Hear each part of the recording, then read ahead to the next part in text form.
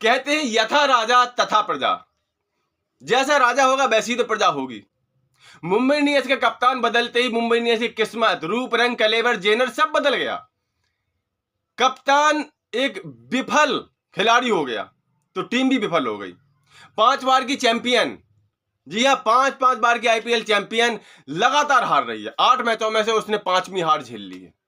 खिलाड़ी वही है, खिलाड़ी नहीं बदले हैं, खेलने वाले वही रोहित शर्मा है, वही तिलक वर्मा है, वही सूर्य कुमार यादव है, वही हार्दिक पांड्या है, वही कोटजे हैं, सारे खिलाड़ी वही है जो चैंपियन बनाया करते थे। लेकिन भाई राजा के बदलते ही, निजाम के बदलते ही अंजाम बदल गया। वो अंजाम भी कैसा, ऐसा बिल्कुल लग ही नहीं रहा है कि चैंपियन टीम है। राजस्थान रॉयल के आगे जिस तरह से घुटने टेके मुंबई इंडियंस ने, पहले मैच हुआ था उसमें 125 पर ऑल आउट हो गई थी मुंबई इंडियंस। उसमें तो हालांकि राजस्थान रॉयल के इन लोगों ने 4 खिलाड़ी आउट कर दिए थे, लेकिन यहां पर भाई साहब 180 रन के टारगेट के पीछे मुंबई इंडियंस के गेंदबाज राजस्थान रॉयल का सिर्फ 1 विकेट गिरा पाए। और इस हार की सबसे बड़ी वजह सिर्फ और सिर्फ कप्तान है। खिलाड़ी तो फेल होते ही हैं, लेकिन कप्तान अपनी मनमानी करेगा तो खिलाड़ी करेंगे क्या। अब आप सोच रहे होंगे कि मैं हार्दिक पांड्या को इतना दोष क्यों दे रहा हूं, तो भाई वो दोषी है इसलिए दोष दे रहा हूं ना। एक समय मुंबई इंडियंस ने अपनी स्थिति काफी मजबूत कर ली थी। हालांकि शुरुआती 3-4 विकेट जल्दी गिर गए थे, लेकिन बाद में भाई बडेरा ने और तिलक वर्मा ने शानदार साझेदारी की, धुआंधार बल्लेबाजी की। हालांकि बडेरा 1 रन से अपना अर्धशतक चूक गए, लेकिन 24 गेंद में 49 रन कोई कम होते हैं क्या। 200 से ज्यादा के स्ट्राइक रेट के साथ रन बनाए बंदे ने। एक समय 15 ओवर, जी हाँ 15 ओवर में टीम का स्कोर 151 रन था, यानी अभी भी 24 गेंदें बाकी थी। और यहां पर ये आईपीएल चल रहा है भाई साहब, यहां बाद के 4 ओवर में कम से कम 40-50 रन बनते हैं। यानी किसी भी टीम का अगर 16 ओवर से पहले 150 का स्कोर पार हो गया तो 200 के ऊपर का टारगेट देखा जाता है। और बडेरा ने शायद यही सोचा होगा कि इतनी मजबूत स्थिति के बाद बस हम धुआंधार खेलेंगे, क्योंकि उनके बाद हार्दिक पांड्या बैठे थे, टिम डेविड बैठे थे, भाई जब धुआंधार खिलाड़ी बैठे थे, 24 बॉल बची थी, तो भाई हर खिलाड़ी तेजी खेलेगा जो वहां मैदान में खड़ा होगा, खेल रहा होगा। लेकिन बस नुमान वडेरा जैसे 16वें ओवर की पहली गेंद में आउट हुए, पूरी टीम ताश के पत्तों की तरह बिखर गई। अगली 24 गेंदों में रन बने सिर्फ 27।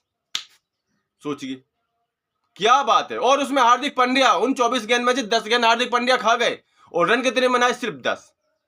इसीलिए तो कह रहा हूं कि वो दोषी हैं। आप बाद के ओवरों में आकर के किस तरह की बल्लेबाजी कर रहे हो। अरे महेंद्र सिंह धोनी को देखिए, 42 साल का खिलाड़ी 4 गेंद में 20 रन मार जाता है, 8 गेंद में 30 रन मार जाता है, चौके छक्के लगा देता है। और आप तो दुनिया के नंबर 1 ऑलराउंडर हो। 1-2 मैच फेल हो सकती है, हर मैच में फेल हो रहे हो। ये फेल होना नहीं है, ये टीम को हराना है, अपनी टीम को गर्त में पहुंचाना है। बाद की 10 गेंदें खेलती हो आप और 10 रन बनाते हो, डूब मरो शर्म से। कप्तान होता है। इसके बाद देखिए, इसके बाद जब 180 जैसे टारगेट के पीछे आपके गेंदबाजों को अच्छा प्रदर्शन करना था, तो आप खुद ही लेकर के आ जाते हो पहला ओवर।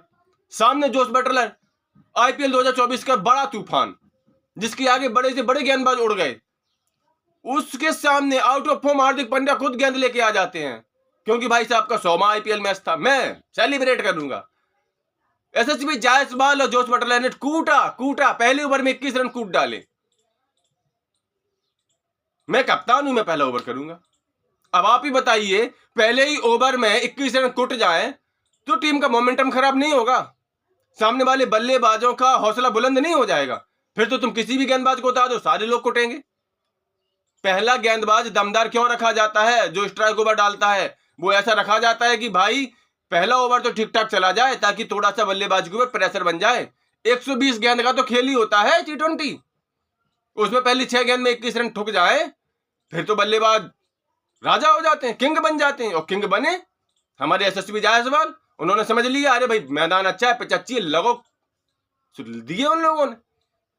जोस बटलर हालांकि हाफ सेंचुरी नहीं कर पाए, लेकिन पहला विकेट 74 रन पर गिरा, यानी उसके बाद सिर्फ लगभग 100 रन चाहिए थे जीतने के लिए, तो उसके बाद अगला विकेट ही नहीं गिरा। तो दोषी, सबसे बड़े दोषी हमारे मोस्ट वांटेड कप्तान साहब हार्दिक पांड्या, द फिनिशर, इस बार अपनी टीम को फिनिश कर दिया। और सिर्फ एक टीम को नहीं, अगर कायदे से देखा जाए तो इस बंदे ने गुजरात टाइटंस को भी फिनिश किया। मुंबई इंडियंस को तो ये खा गए, लेकिन जिस तरीके से गुजरात टाइटंस को अचानक से छोड़ के आए, गुजरात टाइटंस का मोमेंटम भी इन्होंने खराब किया। और इसीलिए अब गुजरात टाइटंस यहां पर अप्स एंड डाउन कर रही है, संभलने की कोशिश कर रही है। हालांकि हो सकता है वो समझ जाए, उसके खिलाड़ियों का जज्बा है, लेकिन आपने तो उसको खराब करने में कोई कसर नहीं छोड़ी।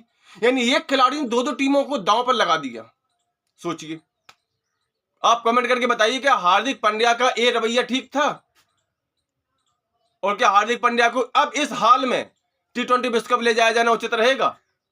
कमेंट करके अपनी राय, अपना गुस्सा, अपना प्यार, जो कुछ भी आप दिखा सकते हो दिखाइए। मिलते हैं नेक्स्ट वीडियो में, तब तक के लिए नमस्कार।